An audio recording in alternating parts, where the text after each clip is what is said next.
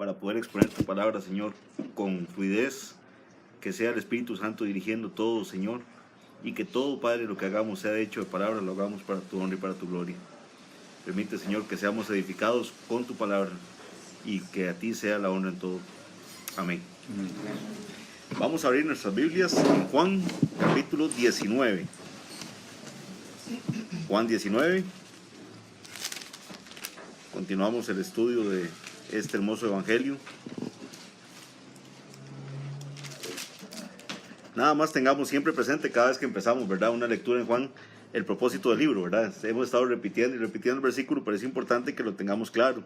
En Juan 20:31 dice: pero estas se han escrito para que creáis que Jesús es el Cristo. O sea, lo que vamos a leer, el propósito es que creamos que Jesús es el Cristo. Y dice, para que creyendo tengáis vida en su nombre. Entonces ese va a ser el objetivo de lo que vamos a estar leyendo hoy, creer que Jesús es el Cristo, y para que creamos y creyendo eso tengamos vida en su nombre. Juan capítulo 19, vamos a leer primero los versículos que vamos a estar estudiando y después vamos a estarlos comentando uno a uno. Vamos a leer desde el 1 hasta el 16. Juan 19, del 1 al 16 dice: así que entonces tomó Pilato a Jesús y le azotó. Y los soldados entretejieron una corona de espinas y la pusieron sobre su cabeza, y le vistieron con un manto de púrpura, y le decían: salve, rey de los judíos, y le daban bofetadas. Entonces Pilato salió otra vez y les dijo: mirad, os lo traigo fuera, para que entendáis que ningún delito hallo en él. Y salió Jesús llevando la corona de espinas y el manto de púrpura. Y Pilato les dijo: he aquí el hombre. Cuando le vieron los principales sacerdotes y los alguaciles, dieron voces diciendo: crucifícale, crucifícale. Pilato les dijo: tomadle vosotros y crucificadle, porque yo no hallo delito en él. Los judíos le respondieron: nosotros tenemos una ley, y según nuestra ley debe morir, porque se hizo a sí mismo hijo de Dios. Cuando Pilato oyó decir esto, tuvo más miedo, y entró otra vez en el pretorio y dijo a Jesús: ¿de dónde eres tú? Mas Jesús no le dio respuesta. Entonces le dijo Pilato: ¿a mí no me hablas? ¿No sabes que tengo autoridad para crucificarte y que tengo autoridad para soltarte? Respondió Jesús: ninguna autoridad tendrías contra mí si no te fuese dada de arriba. Por tanto, el que a ti me ha entregado mayor pecado tiene. Desde entonces procuraba Pilato soltarle, pero los judíos daban voces diciendo: si a este sueltas, no eres amigo de César. Todo el que se hace rey, a César se opone. Entonces Pilato, oyendo esto, llevó fuera a Jesús y se sentó en el tribunal en el lugar llamado El Enlosado, y en hebreo Gabata. Era la preparación de la Pascua y como la hora sexta. Entonces dijo a los judíos: he aquí vuestro rey. Pero ellos gritaron: fuera, fuera, crucifícale. Pilato les dijo: ¿a vuestro rey he de crucificar? Respondieron los principales sacerdotes: no tenemos más rey que César. Así que entonces lo entregó a ellos para que fuese crucificado. Tomaron pues a Jesús y le llevaron. Esta noche vamos a estar estudiando ya la parte final de toda esta farsa, ¿verdad?, que fue llamado el juicio de Jesús. Como recordarán, este juicio estuvo dividido, digámoslo así, en dos grandes etapas: un juicio ante las autoridades eclesiásticas y un juicio ante las autoridades civiles. Recordemos que este juicio eclesiástico, ante los religiosos, se va a dar ante dos figuras, o ante tres grupos, digámoslo así, principales. Uno es Anás, ¿verdad?, quien era el antiguo sumo sacerdote. Tenemos Caifás, quien era el actual sumo sacerdote, ambos llamados sumos sacerdotes, ¿verdad?, en los evangelios. Y el Sanedrín, que es ya el grupo ya en conjunto, donde estaban los fariseos, saduceos y varios principales ahí de la sinagoga, junto con el sumo sacerdote. Esa es la parte eclesiástica. Y la parte civil se va a dar ante dos autoridades. Uno, Pilato, quien va a enviarlo también ante Herodes, ¿verdad?, como nos lo enseñaba el pastor Ronnie en las lecciones pasadas. Herodes lo va a devolver ante Pilato, con la particularidad de que Herodes y Pilato no se llevaban, pero este envío de Jesús hace que nuevamente entren en amistad. Vea qué cosa más terrible, ¿verdad? Algo tan espantoso como estar juzgando al Rey de Reyes, hace que estos dos sujetos se vuelvan a tener amistad. Y entonces hoy vamos a estar viendo ya la última etapa de este tortuoso proceso que Jesús está atravesando. Tanto en la etapa religiosa como en la etapa civil han habido violaciones terribles al proceso. Eso lo vimos, ¿verdad? Ustedes pueden estar haciendo memoria de lo que vimos. Recuerden, se hizo que Jesús testificara contra él mismo, lo cual era prohibido. Se trajeron falsos testigos a las escenas. Jesús fue golpeado y fue humillado en los diferentes escenarios, tanto religioso como civil, sin haber sido juzgado. O sea, recibió castigos, recibió, digamos, el producto de una sentencia sin que se le hubiera considerado que él era el culpable de lo que se le estaba imputando. Yo no sé si tenemos claro eso. O sea, nadie puede recibir el castigo hasta que ya se determine que la persona es culpable. A Jesús no le habían determinado eso. O sea, estos supuestos juicios van encaminados a determinar si Jesús cometió o no cometió algún delito. Vamos a estar viendo qué terrible que una persona que ha cometido tantos estragos en su juicio, como lo es Pilato, aún con toda la farsa que rodea esto, él mismo va a repetir en varias ocasiones que no encuentra delito en Jesús. Entonces vean lo mal que va todo este proceso. Dice, vamos a ver en el versículo 1, dice: así que entonces tomó Pilato a Jesús y le azotó. Vean que aquí tenemos otra violación terrible. Lo azotan sin que se haya terminado el juicio. Ya los azotes como tal eran el producto final de un juicio. O sea, digamos, si alguien determinaba que había cometido una X falta, probablemente el castigo de esa falta era los azotes. Después, que ni siquiera fuera a la cárcel, sino que ya el azote era la sentencia. Pero a Jesús lo azotan antes de ser sentenciado.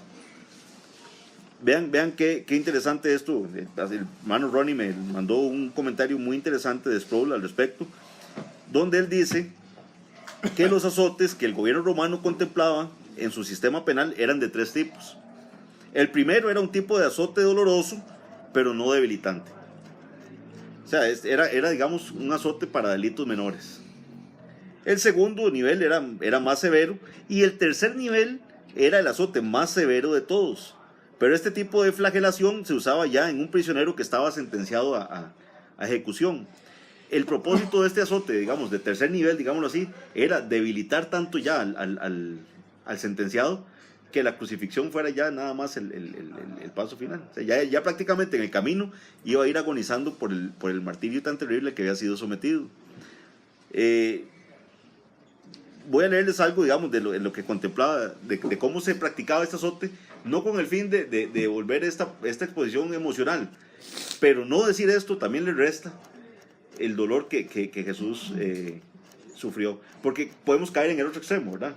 Podemos caer en que uno no diga cosas como para causar sensibilidad, y no, entonces no le damos la profundidad de verdad a lo que nuestro Señor soportó por nosotros. Y vean esto, para azotar, dice, usaban un mango de madera con varias correas que tenían trozos de plomo o bronce y trocitos afilados de hueso. Eso tenían adheridos estas correas. Golpeaban la espalda de la víctima, causándoles destrozos tales que quedaban al descubierto venas y arterias profundas, a veces incluso las entrañas y órganos internos, que a menudo producía la muerte. Pareciera que Pilato ordenó esta flagelación, como lo vamos a ver, para evitar la necesidad de sentenciar a Jesús. Esto vamos a verlo en la medida que vamos estudiando el pasaje. Juan, si ustedes ven, ahí nos dice que los azotes que sufrió Jesús sucedieron antes de que Pilato lo condenara a la ejecución. Vean que está comenzando el pasaje. Así que entonces tomó Pilato a Jesús y le azotó. Pero Mateo y Marcos nos dicen que los azotes ocurrieron justo antes de que Pilato entregara a Jesús a los soldados para que lo crucificaran. Entonces, ¿qué pasa? Siempre hay detractores de la Biblia que lo que ven ahí que es, mira, ahí se están contradiciendo, ¿eh? Mateo y Marcos dicen que es al final y Juan nos dice que es aquí comenzando esta etapa del juicio. Es muy probable que haya habido 2 momentos de azotes a Jesús, siendo el primero el más ligero del que hablamos, ¿verdad? Que eran estos azotes que eran dolorosos pero no debilitantes. Digamos que sí le causaban dolor terrible a nuestro Señor, pero no eran estos de los huesos, que las puntas de hueso. Quizás este fue, como decía antes, un esfuerzo de Pilato para satisfacer la sed de sangre de la multitud para que pudiera evitar tener que condenar a un hombre que públicamente él ya había momentos atrás declarado inocente. Nuestro pastor estuvo la vez pasada explicando eso y ya Pilato había manifestado que Jesús era inocente. O sea, él no encontraba delito en él. Ya teniendo una idea más clara de lo terrible de este instrumento de tortura y sabiendo que Jesús experimentó estos dos tipos de azotes, ¿por qué? Porque si Juan nos dice que aquí comenzó, ¿verdad?, le azotaron, y si también Marcos y Mateo nos dice que antes de entregarlo a la crucifixión le vuelven a azotar, sabemos que el Señor sufrió los dos tipos de azote. O sea, sabiendo ya esto, podemos imaginarnos las llagas, los moretones, las ronchas que le quedaron a Jesús, los cuales pueden ser el motivo por el cual obligan a Simón de Cirene a que cargue la cruz después de que Jesús la cargó en un tramo. O sea, yo no sé cuántos de aquí de verdad, teniendo una herida en la mano o algo, hagan tratado de agarrar algún objeto. Ahora imagínense lo que es con la espalda en ese grado de llagas que debió haber tenido, de lastimado, tener que ponerse una pesada cruz encima, es una tortura impresionante. O sea, nuestro Señor de verdad lo hicieron sufrir. Pero sí recordemos que en Lucas se nos narra que Simón de Cirene fue obligado a que cargara la cruz de Jesús en un tramo. Ahora, tengamos algo muy presente. Este terrible sufrimiento que Cristo padece no solamente es intenso, sino que algo muy importante, es un castigo vicario. Y eso es algo que nosotros como creyentes tenemos que tenerlo muy claro. ¿Qué significa vicario? Esto es una palabra que viene del latín vicarius y lo que significa es en lugar de. Cuando decimos que Jesús sufrió un sacrificio vicario, es que él sufrió un castigo vicario, es que él sufrió el castigo que cada uno de nosotros merecíamos. O sea, nosotros éramos los que merecíamos ese castigo, pero el castigo nuestro fue sobre él. Vamos a Isaías capítulo 53.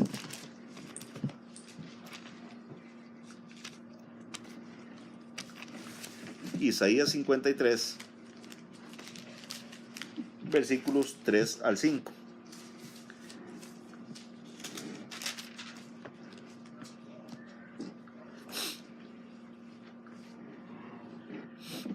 Hablando aquí del siervo sufriente, ¿verdad? Una profecía acerca del Mesías, dice así: despreciado y desechado entre los hombres, varón de dolores, experimentado en quebranto, y como que escondimos de él el rostro, fue menospreciado y no lo estimamos.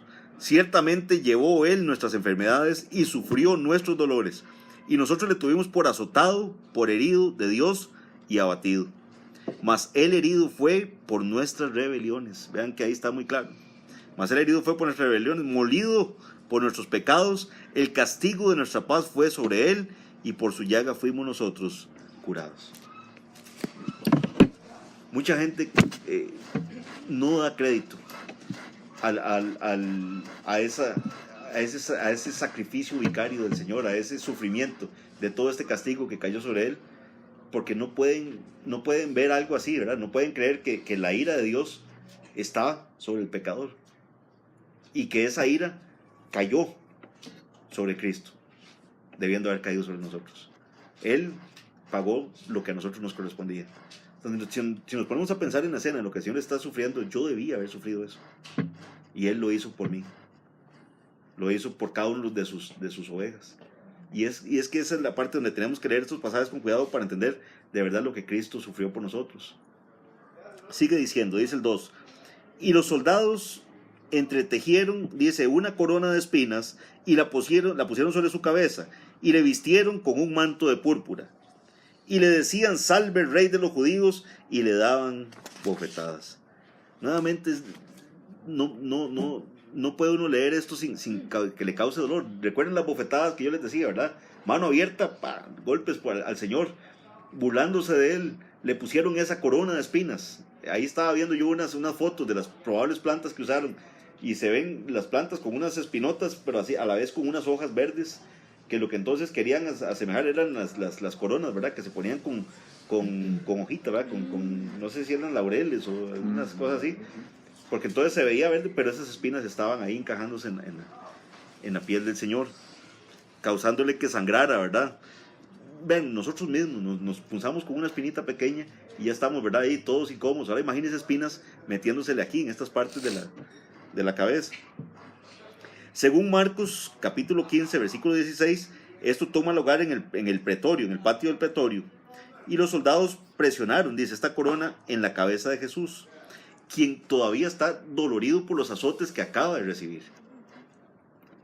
Lo cual, dice, tuvo que provocarle un sangrado. No solo lo torturaron físicamente, sino que también se burlaban de él.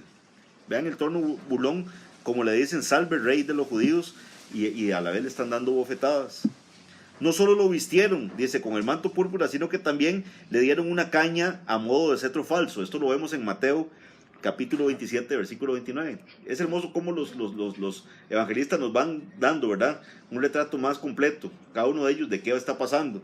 Entonces dice Mateo 27, 29, y pusieron sobre su cabeza una corona tejida de espinas y una caña en su mano derecha, e hincando la rodilla delante de él, le escarnecían diciendo, salve rey de los judíos. Y esta caña se la ponen para que asemeje un cetro, ¿verdad?, que asemeje ahí. Entonces se están burlando de él como rey. Luego lo saludaban en son de broma, diciendo salve rey de los judíos, y al hacerlo seguían golpeándolo. Vean qué escena más irrespetuosa, ¿verdad? Tenemos al creador del universo ahí, y estos hombres haciendo ese escarnio tan terrible de Jesús. Sigue diciendo en el 4. Entonces Pilato salió otra vez y les dijo, mirad, os lo traigo fuera para que entendáis que ningún delito hay en él. Vean que Pilato lo que les está diciendo, vean ya cómo lo tenemos. O sea, es como casi diciéndoles, ya lo castigamos bastante. Dense por satisfecho, ¿verdad? Yo no hallo ningún delito en él. Tenemos que ya Jesús ha atravesado juicios religiosos, semijuicios ahí civiles ante Herodes y Pilato, y ahora vuelve otra vez a Pilato. Pilato sin causa alguna, o sea, sin tener nada concreto contra él, permite este escarnio tan espantoso y se lo lleva para exhibirlo ahí. Jesús con la túnica esta que le pusieron, el manto que le pusieron, la corona de espinas, ya todo golpeado, todo hinchado. Imagínense, es que tenemos que pensar en la hinchazón ya que tenía que tener el mismo señor de los golpes que le habían dado. Y se los saca ahí y les dice, mírenlo, aquí se los traigo, dice, para que ustedes entiendan que ningún delito hay en él. La semana pasada estuvimos viendo con el pastor Ronnie el capítulo 18. Vamos un segundito nada más allá al 18. Vean que ya Pilato, en el versículo 38, cuando él hace esa terrible pregunta que deberá sonar para siempre en su cabeza, que teniendo la verdad frente a él, ¿verdad?, le dijo Pilato, ¿qué es la verdad? Y cuando hubo dicho esto, dice, salió otra vez a los judíos y les dijo, yo no hallo ningún delito en él. Yo no hallo en él ningún delito. Desde aquel momento ya él está convencido que no hay un delito. No tiene nada por qué acusarlo. Y aquí vuelve nuevamente a llegar a la misma conclusión. Pilato, luego de preguntar qué es la verdad, dijo que no hallaba ningún delito en Jesús. Ahora vuelve a presentarse ante el público indicando por qué les está llevando a Jesús, para que entiendan que no ha hallado ningún delito en él. Pilato claramente manifestó que no hallaba delito en él. Sin embargo, unos momentos después, en este mismo Pilato va a sentenciar a Jesús para que muera con una muerte tan espantosa como lo es la crucifixión. ¿Cómo se va a dar esto? O sea, ¿cómo es posible que yo, siendo el juzgador, estando claro que no tengo nada contra un acusado, sí soy capaz de sentenciarlo a la muerte? Pareciera que lo lógico sería que si Pilato no había llegado al convencimiento de que Jesús hubiera cometido algún delito, tenía que haberlo puesto en libertad. Es más, modernamente tenemos un principio en derecho penal que se llama el indubio pro reo. ¿Qué significa eso? En el caso de duda, yo tengo que favorecer al reo. Tengo que estar plenamente convencido de algo para poder sentenciar a alguien, máxime a una sentencia como esta, que era la sentencia de muerte. Y Pilato no solo no está convencido de que hay, sino que no encuentra, o sea, tiene claro que no hay un delito en él. Porque vea que lo que él manifiesta es, no hay delito en él. Él ni siquiera dice, miren, es que me quedan dudas, ¿verdad?, de si será culpable o no. No encuentra delito.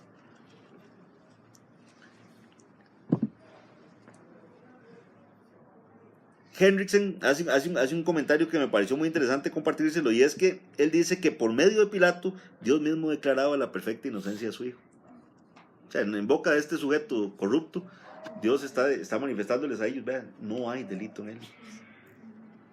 Pilato exclama, he aquí el hombre. Vean que en el 19:5 dice, y salió Jesús llevando la corona de espinas y el manto de púrpura, y Pilato le dijo, he aquí el hombre. He aquí el hombre. Este aquí el hombre ha sido interpretado de diferentes formas. Unos lo ven como algo burlón, ¿verdad? Así como diciendo, vean, este es el rey que ustedes... Otros lo ven como Pilato diciendo, miren, no ha sufrido ya, es suficiente. O sea, vean cómo lo tenemos ya. Vean el estado en que se encuentra. Esto puede deducirse por la forma en que reaccionan los sacerdotes. ¿Por qué? Porque los sacerdotes, ante esta manifestación de Pilato, vean lo que dice. Dice el 5, leo nuevamente, y salió Jesús llevando la corona de espinas y el manto de púrpura, y Pilato les dijo, he aquí el hombre. Cuando le vieron los principales sacerdotes y los alguaciles dieron voces diciendo, crucifícale, crucifícale. O sea, es como diciendo, no es suficiente. O sea, queremos que usted lo crucifique. Entonces pareciera que la intención de Pilato era como decirles, vean, véanlo ya como está. Y los alguaciles y los sacerdotes seguían pidiendo que le crucificaran.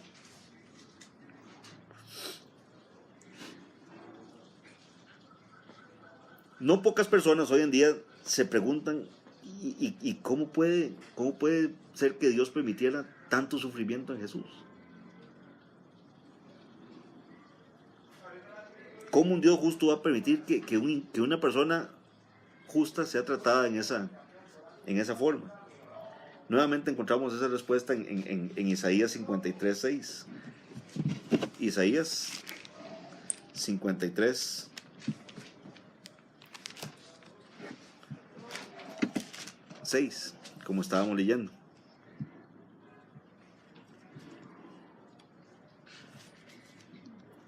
Del 6 al 8. Dice, todos nosotros nos descarriamos como ovejas, cada cual se apartó por su camino, mas Jehová cargó en él el pecado de todos nosotros.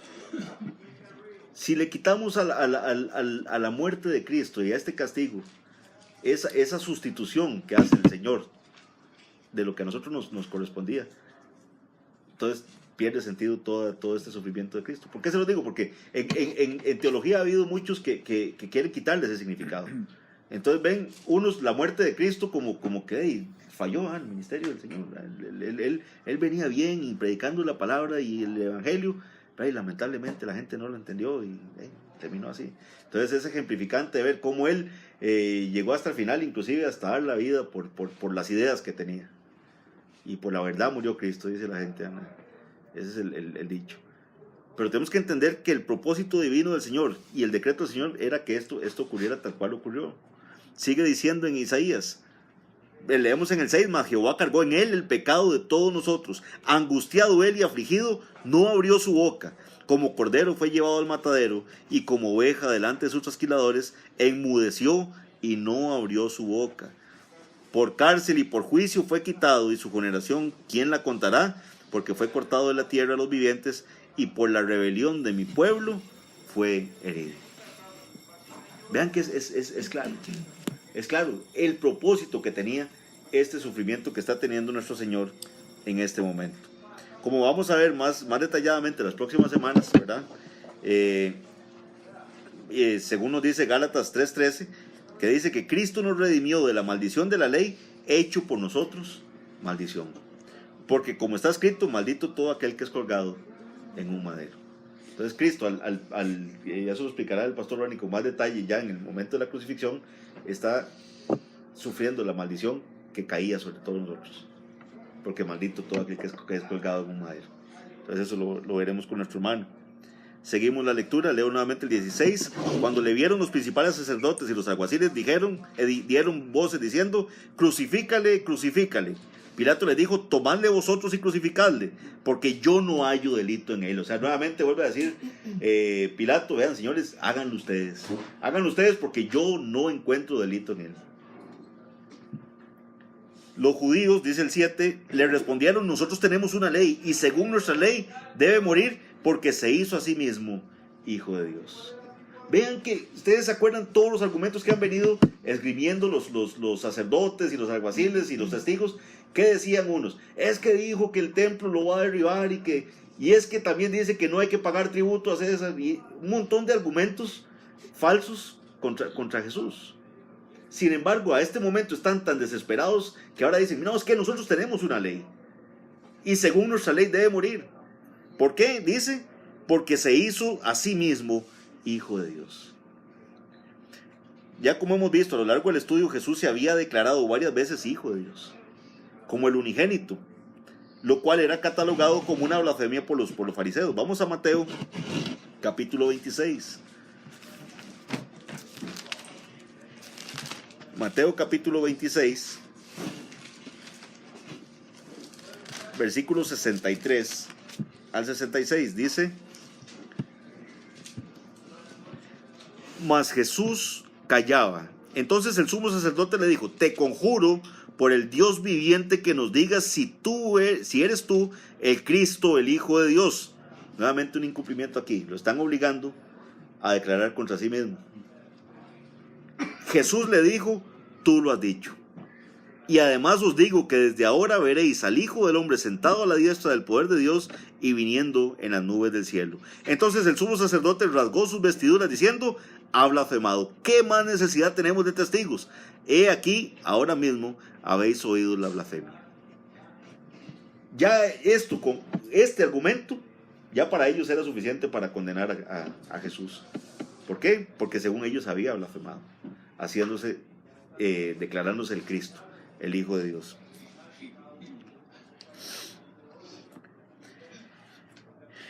Fracasados los otros intentos y con Pilato diciendo una vez más: yo no hallo delito en él, presentan la única acusación que era oficial.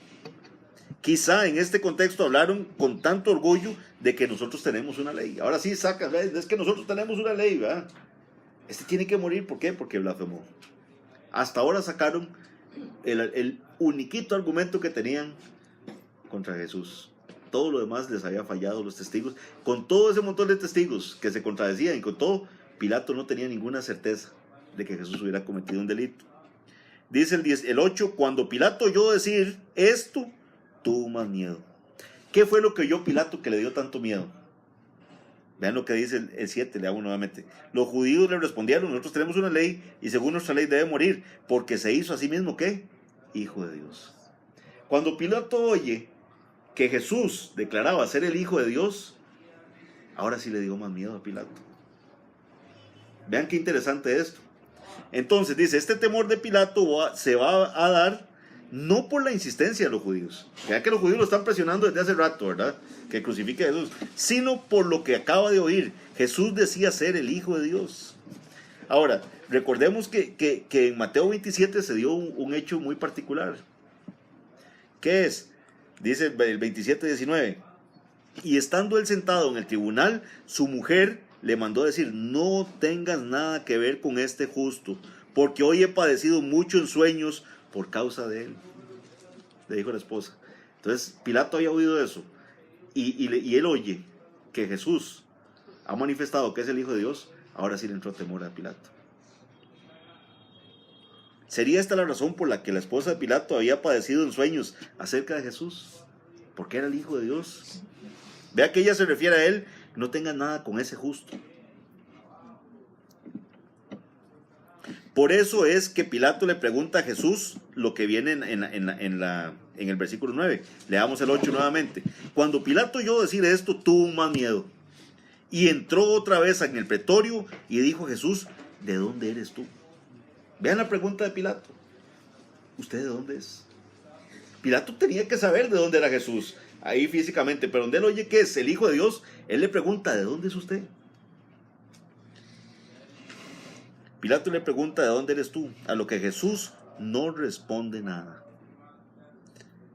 Pero vean, recuerden esto, que no es una actitud altanera de Jesús. Jesús no tiene por qué responderle. Es un derecho de quien está siendo juzgado no responder. Además, la profecía bíblica nos dice que no abrió su boca. Él iba a permanecer callado.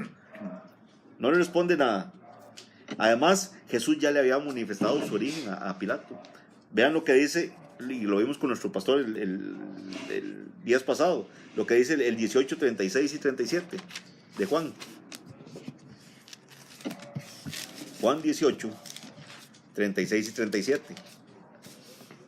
Dice así. Respondió Jesús: mi reino no es de este mundo. Si mi reino fuera de este mundo, mis servidores pelearían para que yo no fuera entregado a los judíos. Pero mi reino no es de aquí. Le dijo entonces Pilato: luego, ¿eres tú rey? Respondió Jesús: tú dices que yo soy rey. Yo para esto he nacido, y para esto he venido al mundo, para dar testimonio a la verdad. Todo aquel que es de la verdad, oye mi voz. Jesús se lo dijo: mi reino no es de este mundo. Pero Pilato no entendía. Hasta que oye esas palabras de los judíos, de por qué le están acusando de blasfemia, entonces ahora sí se atemoriza y le pregunta a Jesús quién es realmente él. Jesús no da respuesta. Dice el 10, entonces le dijo Pilato: ¿a mí no me hablas? ¿No sabes que tengo autoridad para crucificarte y que tengo autoridad para soltarte? Entonces le dice Pilato: sí, usted se da lujo en no responderme a mí, ese como exaltando la figura de él mismo. Pilato, indignado por el silencio de Jesús, le dice: a mí no me hablas, como diciendo: ¿cómo te atreves? ¿No te das cuenta de quién soy yo? ¿Y no entiendes que tengo autoridad para ponerte en libertad y autoridad para crucificarte? Pilato habla de soltar a Jesús, porque era su intención, y lo vamos a ver más adelante. Pilato no quería estar en esa circunstancia. Los judíos lo estaban orillando a algo que él no se sentía cómodo con lo que estaba sucediendo. La intención principal siempre era que él como político no saliera perjudicado en todo esto.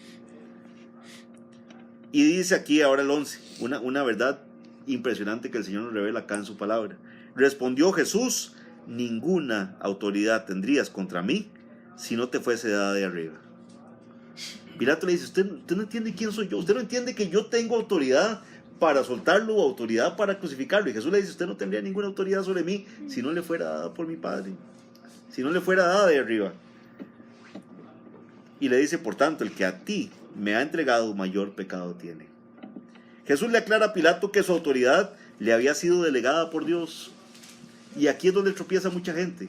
La gente tropieza y dice: ¿cómo que Dios le va a dar autoridad a Pilato para hacer lo que está haciendo?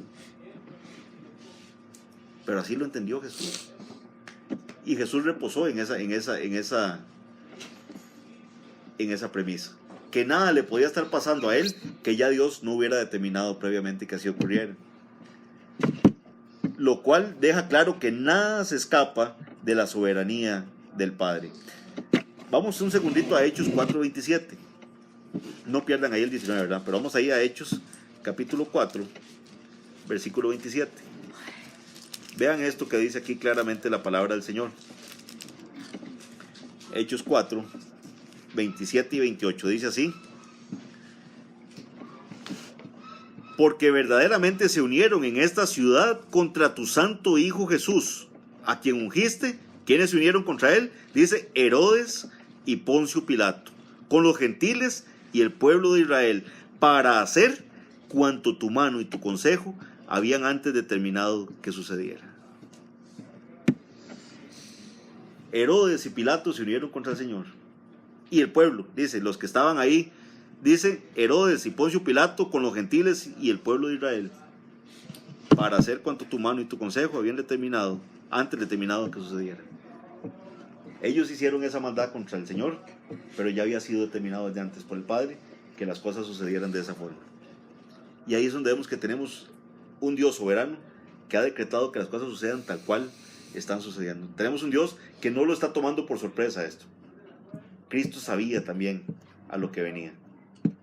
Cuando él dice que levantó su frente para ir a Jerusalén, él sabía lo que venía. Cuando Pedro trata de detenerlo: Señor, ten compasión de ti mismo, no vayas, vas a morir. ¿Qué le digo, Señor? Apártate de mí, Satanás, porque me eres tropiezo.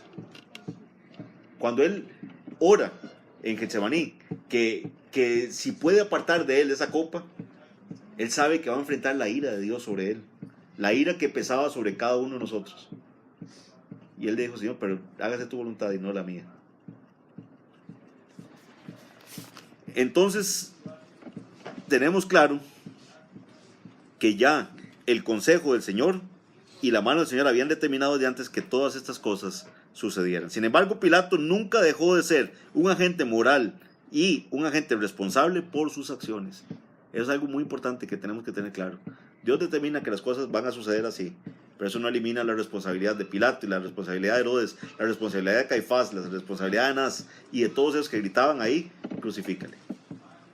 Con el pastor Ronnie hemos estado viendo también en Amós, y lo hemos visto también en Oseas y en los otros estudios, cómo el Señor toma pueblos para castigar a Israel, pero también castigó a esos pueblos por lo que le hicieron a Israel. El que el Señor haya determinado que las cosas sucedan de determinada forma no quita la responsabilidad de quienes cometen esas acciones. Eso es algo que tenemos que tener claro. Cristo también le dijo: por tanto, el que a ti me ha entregado tiene mayor pecado. Vean que así termina el versículo. Dice nuevamente el 11, leo: respondió Jesús: ninguna autoridad tendrías contra mí si no te fuese dada de arriba. Por tanto, el que a ti me ha entregado mayor pecado tiene. Con el que a ti me ha entregado ha habido cierta discusión. ¿A quién se refiere?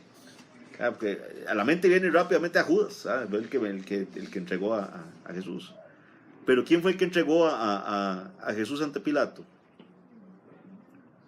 Fue Caifás, ¿verdad? Del juicio religioso, del supuesto juicio religioso, ¿qué hacen ellos? Toman la determinación de llevar a Jesús ante Pilato. Entonces, Caifás, que es, digamos que cierto grupo fuerte de comentaristas se inclinan a que es Caifás, como sumo sacerdote en funciones, había condenado al justo y lo había entregado a Pilato con la petición de que fuera sentenciado a morir. Según lo declara Jesús, el pecado de Caifás era mayor que el pecado de Pilato. Vea que él lo está diciendo. Dice: por tanto, el que a ti me ha entregado mayor pecado tiene. Entonces aquí hay un paréntesis nada más y que nos deje meditando. Queda claro que hay gradación, hay grados en los pecados. O sea, Caifás está cometiendo un pecado peor que el que está cometiendo Pilato, según lo que dice aquí el Señor. Y eso lo vemos ahí en Lucas, los que quieran apuntar, Lucas 12, 47, 48. Vamos a entender que al que mucho se le da, mucho se le va a exigir también. Seguimos leyendo en el 12, ¿verdad? Dice: desde entonces ¿qué? Desde que Pilato entendió que tenía ahí al Hijo de Dios, o por lo menos alguien que manifestaba ser el Hijo de Dios, desde que Pilato recibe una advertencia de su esposa de que estuvo siendo perturbada en sueños, de que no tuviera nada que ver con ese justo, y desde que Jesús le responde que él no tendría ninguna autoridad si no le hubiera sido dada por Dios, dice que desde ese entonces Pilato procuraba soltar a Jesús. ¿Ves lo que está diciendo el 19? Desde entonces procuraba Pilato soltarle, pero los judíos daban voces diciendo: si a este sueltas, no eres amigo de César. Todo el que se hace rey, a César se opone. Vean, recuerden algo muy importante. Para Pilato en ese momento no hay nadie más importante que él mismo. Puede estar asustado por lo que está pasando, pero aquí los judíos le están tocando su ego y le están tocando su posición política. Pilato intensifica los esfuerzos para poner en libertad a Jesús, pero cuando los judíos comenzaron a gritar: si a este sueltas, no eres amigo del emperador, Pilato cedió ante los deseos de ellos. Pilato entendió de inmediato que tal afirmación implicaba que los judíos podían quejarse de él ante el emperador. Ya, si usted lo suelta, usted no es amigo de César. Amigo de César, o sea, ser amigo de César, era un título formal de la política. Vea qué interesante. Era un título formal y parte del protocolo romano. Este título de amigo de César proporcionaba un cierto estatus en el imperio. Probablemente los judíos le están diciendo aquí a Pilato que él perdería ese estatus que ya podía tener, o que nunca lo ganaría si era que estaba en proceso de llegar a que le dieran su título de amigo de César, que si soltaba a Jesús eso implicaba que él no iba a tener ese título más. Qué gran hipocresía, ¿verdad? La de los judíos en este sentido. ¿Por qué? Porque aquí los judíos están profundamente perturbados de que Jesús es un enemigo de César. Perturbados, dice, por la lealtad política de Jesús, quien nunca había pronunciado una palabra contra el gobierno romano. Vea que cuando los testigos falsos empiezan a decir, es que él decía que no hay que pagar impuestos. Mentira, Jesús nunca dijo eso. Es más, cuando le preguntan a Jesús si hay que pagar impuestos, ¿qué es lo que hace él? Decirle, tráigame una moneda. ¿De quién es la inscripción que está ahí? De César. Entonces, da a César lo que es de César y a Dios lo que es de Dios. Cuando le toca pagar el impuesto del templo, ¿qué hace él? Le dice a Pedro que vaya y pesque un pescado y saque y va a haber un estatero y que entonces pague el impuesto por él y por Cristo. Entonces vean que Pilato, a pesar de ese miedo, a pesar de ese temor que tiene, a pesar de estar seguro que Jesús no comete un delito, a pesar de querer soltarlo, cuando le tocan su posición política, cuando le tocan su estatus, ahí sí ya entra en problemas, ¿verdad? Con la decisión. Sigue diciendo el 3, entonces Pilato, oyendo esto, ¿oyendo qué? Me pueden quitar mi estatus de amigo de César. Oyendo esto, llevó fuera a Jesús y se sentó.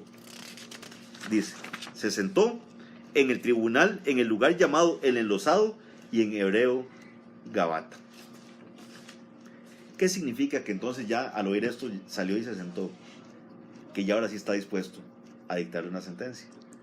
El hecho de que él se sentara ahí ya es el momento en que va a dictar la sentencia. ¿Qué es la sentencia? Determinar si esa persona que está siendo juzgada ante él es culpable o no es culpable de algún delito. El lugar del tribunal era la calzada de piedra. Eso es lo que significa Gabata en arameo. Sigue diciendo, era la preparación de la Pascua y como la hora sexta. Entonces dijo a los judíos, he aquí vuestro rey. Aquí hay varias cositas que tomar nota nada más.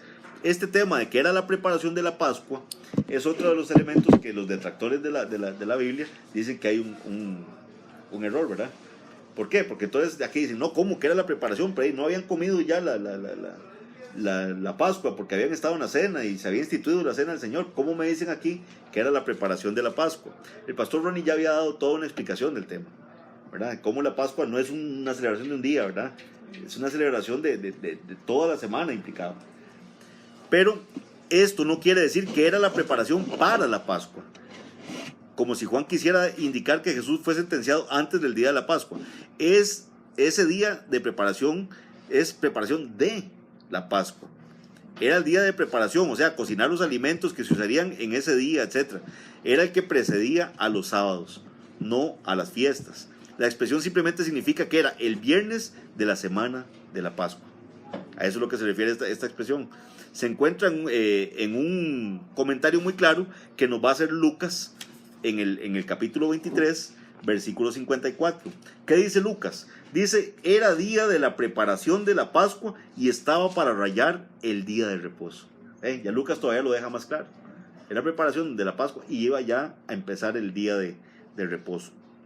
Y en Marcos, capítulo 15, 42, dice, la preparación, es decir, la víspera del día de reposo. Entonces aquí no nos queda ninguna duda al respecto. Juan, en total armonía con los otros evangelios, enseña que Jesús fue sentenciado y crucificado el viernes, que era el día de la preparación para el sábado, ¿verdad? Eso lo tenemos que tener muy claro para cuando nos toque defender nuestra posición bíblica, porque la gente va a atacar a veces sin elementos y nada más dice, mira, pero aquí hay una contradicción. Entonces, y a uno lo dejan ahí, hay veces mal parado por no tener cuidado con estos detallitos. Otro detallito es el tema de la hora, que dice que era como la hora sexta. Se ha escrito mucho respecto a esta breve alusión al tiempo. Los críticos bíblicos citan este pasaje como una supuesta prueba de que la Biblia contiene errores y contradicciones. Marcos 15:25 afirma que Jesús fue crucificado en la hora tercera. Entonces dice, mire, aquí hay un error. ¿Cómo Marcos me va a decir que lo crucifican a la hora tercera y aquí me está diciendo que a Jesús lo están sentenciando a la hora sexta? ¿Cómo lo van a sentenciar 3 horas después de que lo crucifican? Entonces la hora tercera, recordemos cuál es la hora tercera para los judíos. ¿Se acuerdan a qué hora empieza el día de los judíos? 6 de la mañana. ¿La hora tercera cuál sería? Las 9 de la mañana. Entonces, tengamos eso en mente, por lo que lógicamente se fue sentenciado antes de ser crucificado. Sin embargo, según Juan, la sentencia tuvo lugar a la hora sexta, que según los judíos sería el mediodía, ¿verdad? O sea, si tenemos el conteo judío, si empieza a las 6 de la mañana, la hora sexta sería el mediodía. Pero como lo ha explicado el pastor Ronnie, hace unas lecciones atrás, el escritor del cuarto evangelio utiliza la forma de calcular el tiempo de los romanos, es decir, a partir de la medianoche. Entonces, la sentencia, la medianoche es la hora de partida de los romanos, la hora sexta son las 6 de la mañana. Jesús es sentenciado a las 6 de la mañana y es crucificado a las 9 de la mañana. ¿Ok? Esa es la explicación de este tema de las horas, para que tampoco caigan cuando les digan que hay un error en esto, en la palabra del Señor. Entonces dice aquí el versículo que estamos leyendo, 14, era la preparación de la Pascua y como la hora sexta. Entonces dijo a los judíos, he aquí vuestro rey, les dice Pilato. Esta es una exclamación en tono de burla, claramente. Esta burla se va a repetir por Pilato a la hora de colocar el letrero en la cruz. Pero de eso estará hablando nuestro hermano pastor. Vamos ya a los versículos finales. Dice el 15, pero ellos gritaron, fuera, fuera, crucifícale. Pilato les dijo, ¿a vuestro rey he de crucificar? Respondieron los principales sacerdotes, no tenemos más rey que César. Ese no es nuestro rey es César. Así que entonces lo entregó a ellos para que fuese crucificado. Tomaron pues a Jesús y lo llevaron. Es que en esa no tenemos más rey que César. Hay una hipocresía tan grande, porque ellos luchaban por la esclavitud de los romanos. Pero ahora César sí es su rey, ¿verdad? Sí. En cierto sentido, los sacerdotes y la multitud que lo acompañaban tienen razón. ¿Por qué tienen razón? Porque ellos no consideraban al Mesías como su rey. ¿Qué es lo que están diciendo en cuanto al Mesías? Fuera, fuera, crucifícale. Es decir, no consideran a Jesús como su rey. Al único que reconocen como rey entonces es a Tiberio. E incluso ese reconocimiento es evidentemente fingido, como acaba de decir don Willy. ¿Por qué? Porque ellos querían un libertador que los liberara del poder del emperador. Pero ahora sí es su rey. Entonces Pilato lo entregó a ellos. Pero este entregó a ellos no es como si los judíos fueran a crucificarlo, porque recuerden que ellos no tenían autoridad para crucificarlo. Lo entregó a ellos en el sentido de que accedió a sus deseos. Tenemos aquí uno de los episodios más lamentables que pueden haber, una de las burlas más grandes en lo que puede llamarse un juicio. Tenemos un juez que está convencido de que un hombre es inocente, de que no haya ningún delito en él, sin embargo, accede a las peticiones de una turba que pide que lo crucifique. ¿Por qué? Porque lo amenazan con quitarle su estatus político. Lo amenazan con atacar su posición de amigo de César. Finalicemos esta lección que nos ha correspondido hoy con una lectura en el libro de los Hechos. Vea lo que dice el libro de los Hechos, capítulo 3, versículo 12 al 19. Hechos 3, del 12 al 19.